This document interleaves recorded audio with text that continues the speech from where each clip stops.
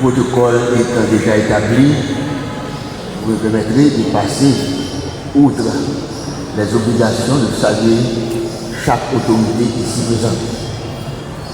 Je voudrais d'emblée remercier Son Excellence, le révérend Père Mathieu, pour la célébration de ce matin, et en même temps remercier le maire de sa présence. Cela fait longtemps que Port-de-Paix n'a pas cette chance de voir un de ses fils dans l'une des plus belles cérémonies qui fait l'honneur et la valeur de la justice. Et enfin remercier l'honorable bâtonnier, mon bâtonnier, car c'est mon barreau d'origine, pour cette nouvelle opportunité qui m'est offerte en vue de saluer mes chers confrères, car je n'oublie jamais de dire, avant d'être magistrat, je suis avocat. Mesdames, Messieurs, laissez-moi vous dire que je me sens vraiment réjoui de partager ce moment célèbre avec vous. Le 19 mai, c'est une opportunité pour nous de nous ressourcer. C'est une opportunité également d'avoir de nouvelles visions, de recueillir de nouvelles énergies, c'est-à-dire de nouvelles motivations, de servir la bonne cause. On dit avec raison que la justice élève une nation. Mais ce qu'on oublie trop souvent, c'est que la justice n'est pas une réalité. La justice est plutôt un idéal.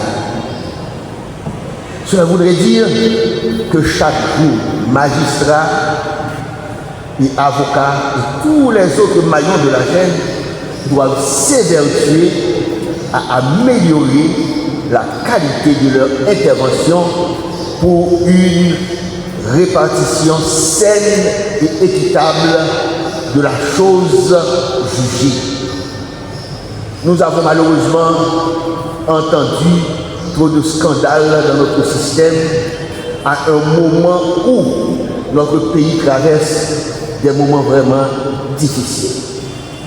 Les magistrats travaillent dans des conditions difficiles, certes, et les avocats peinent à tout obtenir dans des conditions difficiles. Alors il y aura toujours cette soif de justice partout, que la justice distributive ne peut pas forcément assouvir. Nous avons besoin surtout de faire preuve de morale, de retenue.